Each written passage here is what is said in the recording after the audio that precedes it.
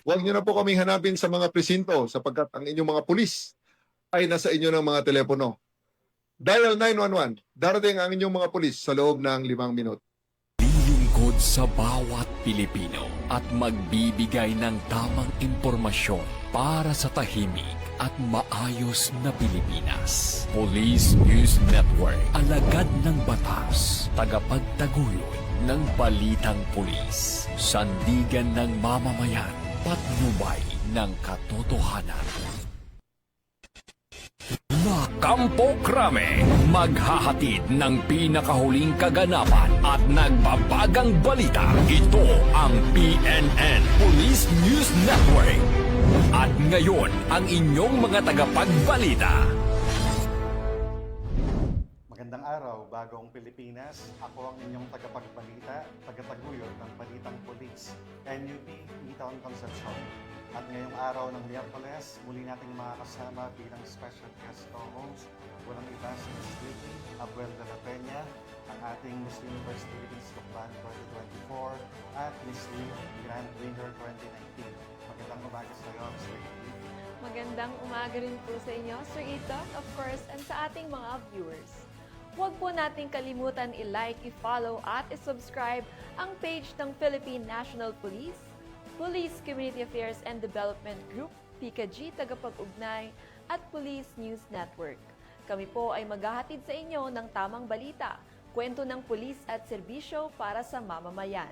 At ito po ang PNP News Online. Ang pangunahing balita ng Police News Network, alagad ng batas, tagataguyod ng Balitang Pulis.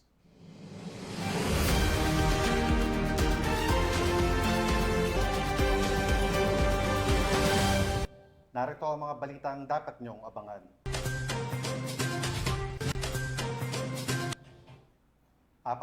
Apat na putsyam na katao nasa kote sa isang linggong anti-illegal drug operation ng PNP Caraga, higit 2 milyong halaga ng shabu na samsam. Lalaki sa Pangasinan, arestado sa kasong statutory rape. At kapatiran ng mga dating rebelde, matagumpay na inilunsad sa Oriental Mindoro.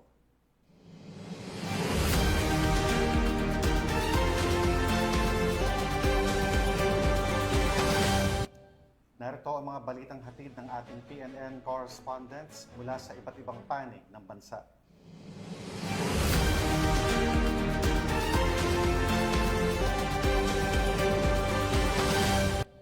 Simulan natin ang balita mula sa bahagi ng Luzon.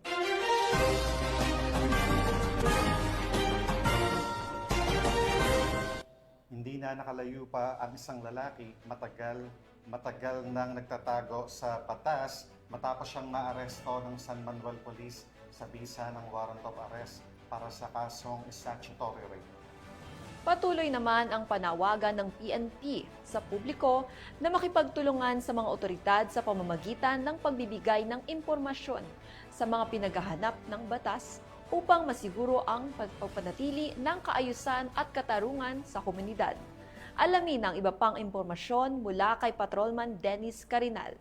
Estado ng mga tao ng San Manuel PNP ang isang top 1 municipal most wanted person sa Barangay Gisit Sur, San Manuel, Pangasinan, habang kinilala ni Police Major Tristan George P. David, hepe ng San Manuel Municipal Police Station, ang akusado sa pangalang alias Larry, 56 years old, residente ng Sonto, Barangay Flores, San Manuel, Pangasinan. Dakong alas 10 ng gabi nang maresto ang nasabing akusado sa bisa ng warrant of arrest ni Honorable Jacinto Mirin de la Cruz Jr., Acting Presiding Judge, Regional Trial Court, Branch 49, Urdaneta City, Pangasinan, sa kasong statutory rape na walang rekomendadong piyansa. Ang tagumpay ng operasyon ay patuloy ng matibay na ugnayan sa pagitan ng mamamayan at ng pambansang pulisya sa isang mahalagang hakbang upang higit pang mapalakas ang kampanya laban sa kriminalidad tungo sa isang mapayapa, ligtas at maunlad na bagong Pilipinas. Mula dito sa PCAG Ilocos Region, ako po ang inyong Police News Network Correspondent, Patrolman Dennis Carinal, alagad ng batas, tagataguyod ng Balitang Pulis. Maraming salamat, Patrolman Dennis Carinal. Arestado ang isang binatilyo matapos maaktuhang sangkot sa iligal na pagsusugal at nahulihan ng hinihinalang tuyong dahon ng marijuana sa Barangay Manggahan, Pasig City. Ang report mula kay Patrolwoman Ivy Corporal. Naaresto ng mga operatiba ng Pasig City Police Station Follow-up Section ang isang 18 anyos na lalaki sa aktong pagsusugal at pagdadala ng hinihinalang marijuana dakong alas 12:10 ng madaling araw sa kahabaan ng Pechay Street, Barangay Manggahan sa Pasig City. Kinilala ang sospek na si alias Eduardo, binata, self-employed at naninirahan sa nasabing lungsod. Na-recover mula sa lugar ng insidente ang mga marked money at ang 2 sachet ng pinatuyong dahon ng hinihinalang marijuana na tinatayang may bigat na 2 gramo.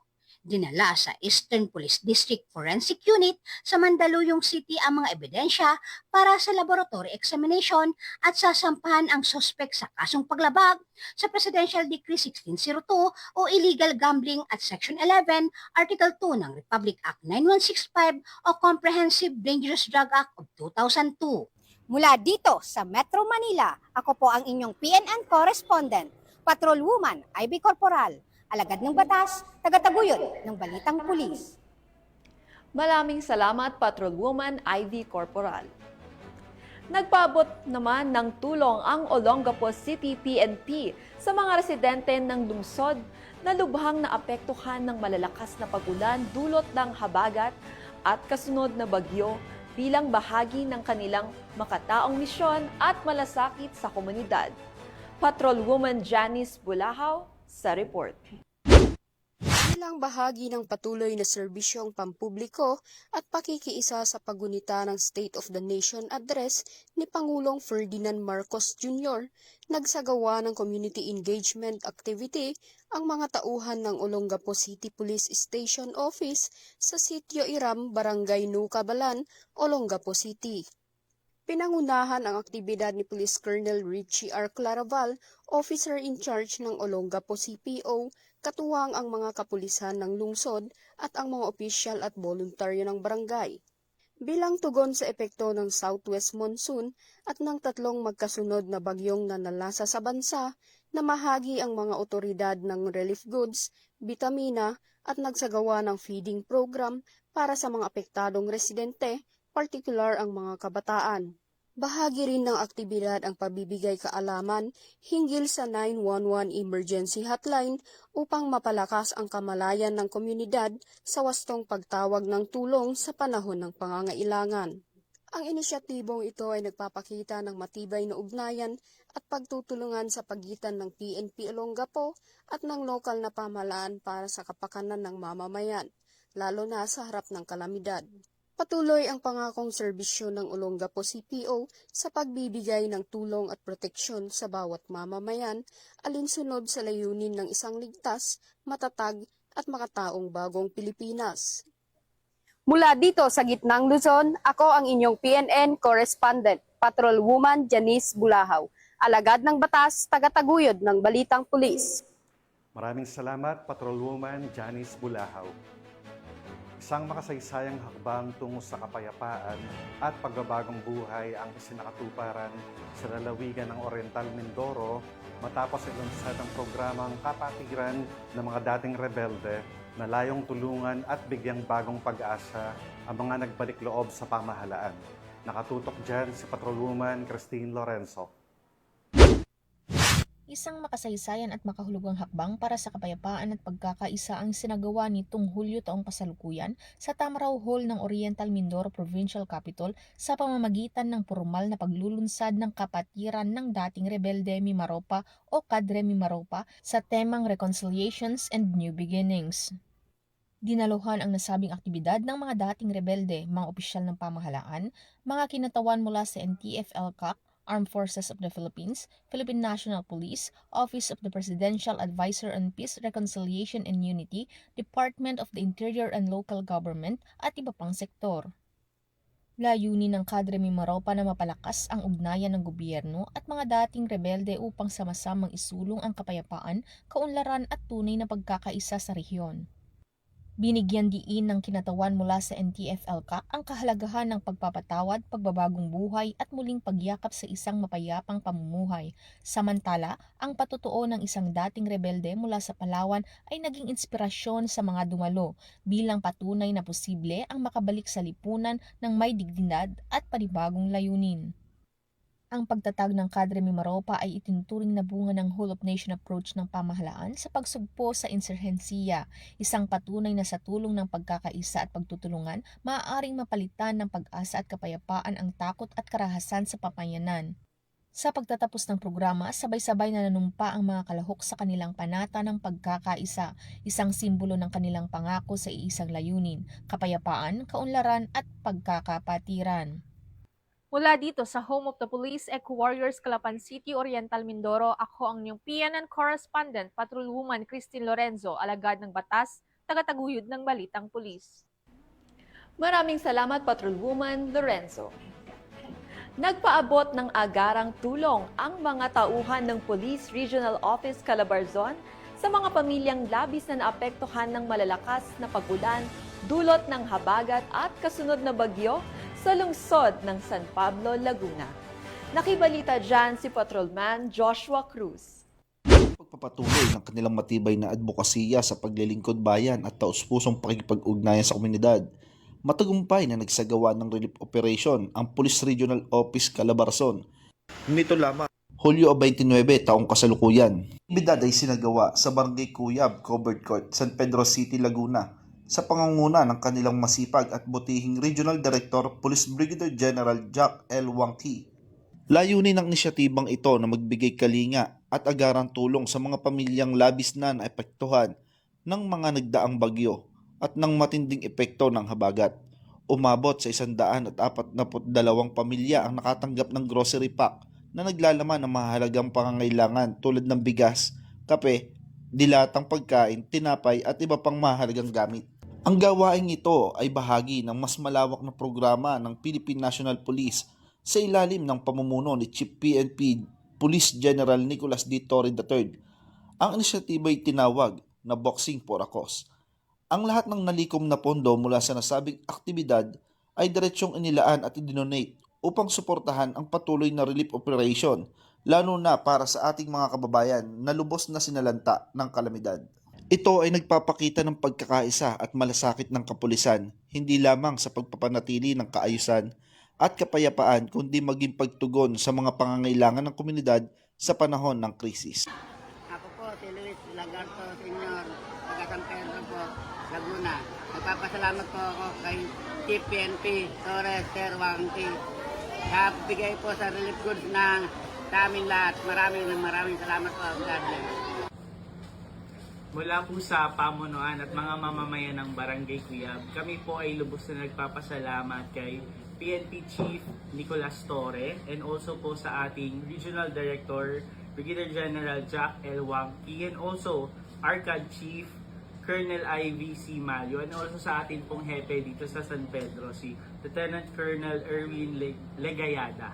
Salamat po sa pagpapadala ng tulong sa mga nasalanta ng bagyo dito po sa Barangay Cuyab. Maraming salamat po.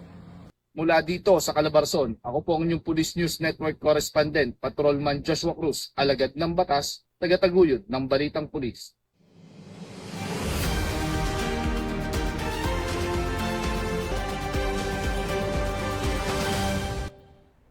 Tunghayan naman natin ang mga balita mula sa Visayas.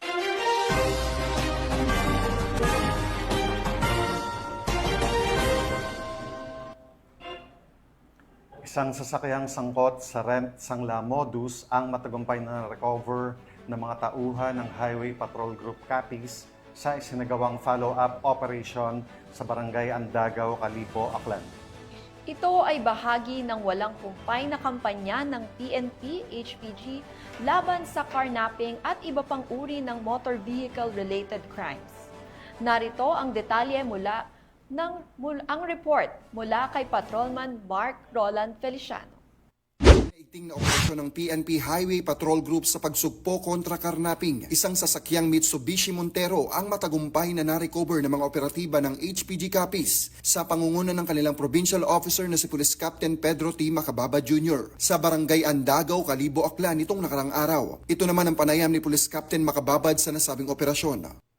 Sorte na si Lito Nusulano ay nagtungo sa opisina ng Regional Highway Patrol Unit 6 Investigation Section upang itulog ang kanyang reklamo regarding sa kanyang sasakyan na pinarakilahan noong April 2024 sa halagang 45,000 kada buwan. Ngunit ito ay hindi na binayaran at napagkalaman na ang nasabing sasakyan ay isinangla sa isang alias itik sa bandang Kalibo. So agad-agad na nag-conduct tayo ng verification at saka investigation at natuntun natin ang sasakyan sa Kalibo. So agad kami nagtungo sa nasabing lugar kung saan sinanda ang sasakyan.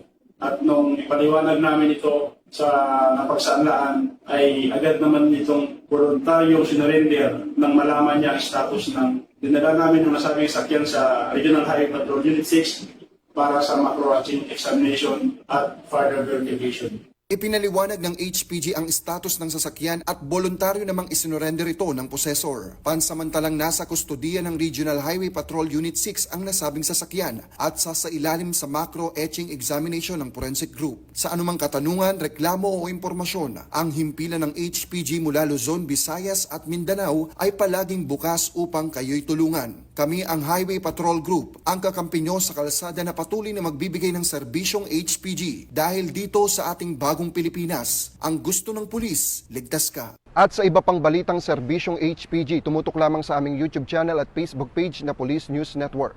Mula sa tanggapan ng kakampi nyo sa kalsada, ako po si Patrolman Mark Roland Feliciano para sa Police News Network, alagad ng batas, tagataguyod ng balitang pulis. Maraming salamat, Patrolman Mark Roland Feliciano. Isang matagumpay na chess tournament ang isinagawa ng Tagbilaran City Police Station, Kamakailan bilang bahagi ng kanilang programang naglalayong palakasin ang ugnayan ng kapulisan at komunidad, partikular na ng kabataan. Yan ang balitang hatid ni Patrolwoman Annalyn Canoog. Ay sinagawa ng Tagbilaran City Police Station ang COPT-CPS Chess Tournament noong 26 ng Hulyo sa taong kasalukuyan sa Tagbilaran City Hall Atrium bilang bahagi ng pagdiriwang ng 30th Police Community Relations Month at ng makasasayang Sandugo Festival. Pinangunahan ang nasabing aktibidad ni Police Lieutenant Colonel John Karen Oliveres Cober, hepe ng Tagbilaran City Police Station na naglalayong paglaganapin ng disiplina, estratehiya, sportsmanship, mga katangiang mahalaga sa parehong larong chess at epektibong community policing. Nilahukan ang tournament ng mga kabataang chess enthusiasts, mga bihasang manlalaro at ilang kasapi ng Philippine National Police. Nagtipon-tipon ang iba't ibang sektor upang ipakita na sa bawat galaw ng piyesa ay may layunin ang itaguyod ang kapayapaan at pagkakaisa sa komunidad. Sa kanyang mensahe, binigyang diin ni Police Lieutenant Colonel Escobar ang kahalagahan ng ganitong mga inisyatibo upang higit pang mapalapit ang kapulisan sa pamamayan, lalo na sa kabataan. Isa itong patunay na sa gitna ng aming tungkulin, may panahon pa rin kami para magipag-ugnayan sa komunidad sa pamamagitan ng makabuluhang aktibidad gaya ng chess.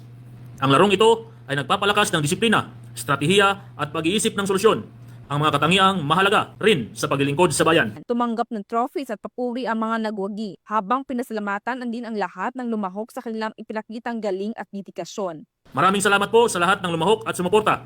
Sama-sama nating isulong ang mas matatag na ugnayan ng pulis at pamayanan para sa mas ligtas na Tagbilaran City. Ang matagumpay na aktibidad ay naisakatuparan sa pamamagitan ng pagtutulungan ng Tagbilaran City Police Station, lokal na pamahalaan at ibang community partners bilang bahagi ng programang Uplan Limpyo Tagbilaran. Ito ay patunay na ang larangan ng sports gaya ng chess ay maaaring maging tulay sa pagkakaisa, pagkakaibigan at pagtataguyod ng isang mapayapang mapamayanan, ang tunay na diwa ng Police Community Relations Month. Mula dito sa Central Visayas, ako ay yung PNN correspondent, Patrolwoman Annalyn N. Canoog, alagad ng batas, tagataguyod ng balitang pulis.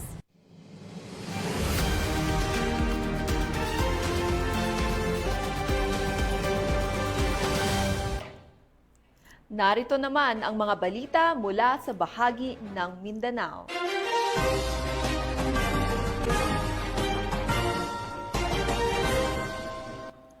Sa tuloy-tuloy at mas pinaigting na kampanya ng pulisya kontra illegal na droga, nasa kote ang 49 na katao sa isang linggong operasyon ng kapulisan ng Police Regional Office 13. Kaugnay dito, nasamsam naman ang tinatanyang 2.5 million pisong halaga ng iligal na droga. Ang detalye ng report mula kay Patrolwoman Kay Francisco.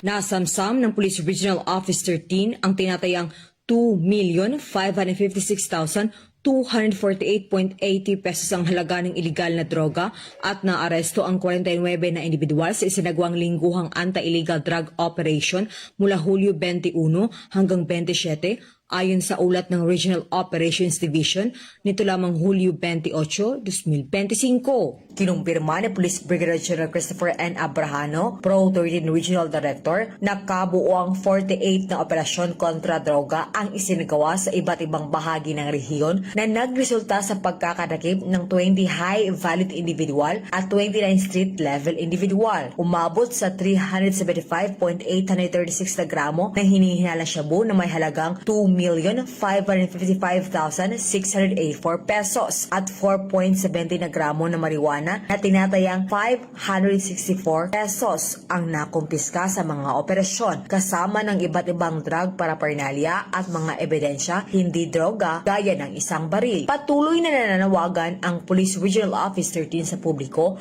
na makiisa sa kampanya kontra droga upang makamit ang isang mapayapa at ligtas na komunidad. Dahil sa bagong Pilipinas, ang gusto ng pulis, ligtas ka. Mula rito sa rehiyon ng Caraga, ako yung Police News Network Correspondent, Patrolwoman Kay Francisco, alagad batas, tagataguyod ng salitang pulis. Maraming salamat, Patrolwoman Kay Francisco. Umabot sa humigit kumulang 1.4 milyong pisong halaga ng hinihinalang shabu ang nasamsam na mga operatiba ng Villanueva Municipal Police Station sa matagumpay na buy-bust operation na isinagawa sa naturang bayan sa Misamis Oriental. Nakatutok diyan si Patrolwoman Risa Sahonia.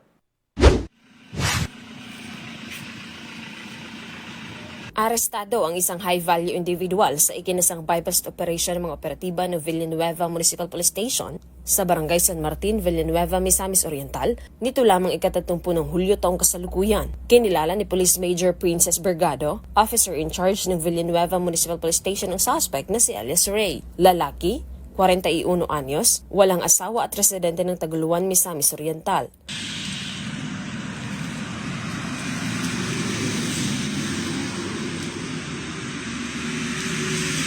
Sa ikinasang operasyon ng mga operatiba bandang alas 2 ng madaling araw ay nakumpiska ang 50 pakete ng hinihinalang shabu na may bigat na 206 grams na may standard drug price na 1,400,800 pesos, isang cellphone, isang wallet at isang 1,000 peso bill na ginamit bilang buy-bust money. Naharap ang suspect sa kasong paglabag sa RA 9165 o Comprehensive Dangerous Drugs Act of 2002. Mula dito sa Northern Mindanao, ako ang inyong Police News Network Correspondent, Patrolwoman Risa Sahonia, alagad ng batas, tagataguyod ng balitang pulis. Maraming salamat, Patrolwoman Riza Sahonia. 3 hinihinalang tulak ng iligal na droga ang naaresto sa isang matagumpay na buy-bust operation na ikinasa ng mga operatiba ng Talomo Police Station sa Barangay Panacan, Davao City. Ang report mula kay Patrolwoman Mariel Donquila. Aresto ang 3 individual, kabilang ang isang street-level individual sa ikinasang buy-bust operation ng mga operatiba ng Bahada Police Station nitong ika-29 ng Hulyo taong kasalukuyan sa Barangay Malagamot, Panacan, Davao City. Kinilala ni Police Major Mark Anthony C. Egos, Acting Station Commander ng Bahada Police Station, ang mga naaresto na sina alias Paul, isang street-level individual, alias Alma at alias Naknak na pawang mga residente ng nasabing lugar. Nakumpiska mula sa mga sospek ang sachet ng hinihinalang shabu na may standard drug price na 10,000 pesos at mga drug paraphernalia. Ang mga naaresto ay kasalukuyang nasa kustodiya na ng Bahada Police Station at mahaharap sa kasong RA 9165 o Comprehensive Dangerous Drugs Act of 2002. Pinaalahanan naman ng mga otoridad ang publiko na patuloy ang kanilang kampanya laban sa iligal na droga at hinihikayat ang mamamayan na makipagtulungan sa pamamagitan ng pagbibigay impormasyon na maaring makatulong sa pagbuwag ng mga drug syndicate sa rehiyon. Mula dito sa Rehiyon 11, ako ang inyong PN correspondent, Patrolwoman Mariel Maiden Kid. Alagad ng batas, taga-taguyod ng Balitang Pulis. Maraming salamat, Patrolwoman Mariel Donkilab. At para sa huling balita, timbog ang isang high-value individual sa isinagawang buy-bust operation ng mga operatiba ng Cotabato City PNP, kung saan nasabat ang hinihinalang shabu na may halagang mahigit 200,000 piso. Patrolwoman Maria Senyora Agbuya sa balita. Ang isang high-value individual na si alias Magid 28, payong-payong driver at residente ng Rosario Heights 10 matapos ang buy-bust operation ng Cotabato City PNP nito lamang ika-29 ng Hulyo taong kasalukuyan. Nasamsam sa operasyon ang 35 gramo ng hinihinalang shabu na nagkakahalaga ng 238,000, buy-bust money at iba pang non-drug paraphernalias. Nasa kustodiya na ng pulisya ang sospek at haharap sa kasong paglabag sa Republic Act 9165 o Comprehensive Dangerous Drugs Act of 2002. Patuloy naman ang Cotabato City PNP sa mas lalong pagpapaigting ng kampanya kontra illegal na droga upang masiguro ang kaligtasan ng bawat mamamayan. Mula rito sa rehiyon ng Bangsamoro, ako ang inyong Police News Network Correspondent, Patrolwoman Maria Senyora Agbuya, alagad ng batas, taga-taguyod ng Balitang Pulis. Maraming salamat, Maria Senyora Agbuya. At yan ang mga balitang nakalap ng ating PNN correspondents mula Luzon, Visayas at Mindanao. At bago tayo magtapos, gusto ko pong muling magpasalamat sa masusugid na manonood ng Police News Network at syempre pa sa ating special guest co-host ngayong umaga na si Miss Ricky Abuel de la Peña. Ayun, maraming salamat sa pagpaunlak, Queen Ricky, at sa imbitasyon na maging special guest co-host sa programang ito. Baka may gusto kang sabihin o i-promote na upcoming event or advocacy, Miss Ricky? We are open to aspiring models po. Please support Block Modeling School. Meron po kaming posing workshop this upcoming Sunday. Open to all ages po yan and we don't have any height requirement. And of course, pinapasalamatan at binabati ko rin po si Chief PNP, Police General Nicolas Torre III, Police Major General Roderick Augustus Alba, the Director for Police Community Relations, PKG Command Group na pinamumunuan ni Police Brigadier General Marvin Joe Saro, Police Colonel Joel Serrano, Police Colonel Adonis Guzman, at Police Colonel Joel Ada. And of course, sa lahat ng personnel ng Police Community Affairs and Development Group at sa lahat ng magigiting na pulis sa buong bansa. Maraming salamat po sa inyong serbisyo para sa isang ligtas na pamayanan. At sa ngalan ng pamunuan ng Philippine National Police, sa pangunguna ni Chief PNP Police General Nicolas Torre III at sa pamumuno ni President Ferdinand Bongbong Marcos Jr., kami ay maglilingkod sa bawat Pilipino at magbibigay ng tama at balansang balita. At sa mga mahal naming kababayan, huwag na kayong maghanap ng pulis sa presinto sapagkat sila po ay nasa inyo ng mga telepono. Tumawag sa 911, darating sila sa loob ng 5 minuto dahil dito sa bagong Pilipinas, ang gusto ng pulis, ligtas ka. Mula rito sa tanggapan ng tagapag-ugnay ng pambansang pulisya, kami ang inyong tagapagbalita, tagataguyod ng Balitang Pulis, NUP Eton Concepcion. At ako naman po si Miss Ricky Abuel de la Peña, your Miss Universe Philippines Lukban 2024 at Miss Philippine Youth Grand Winner 2019. Maghahatid ng tamang balita, kwento ng pulis at serbisyo para sa mamamayan. At ito po ang PNP News Online. Ang pangunahing balita ng Police News Network.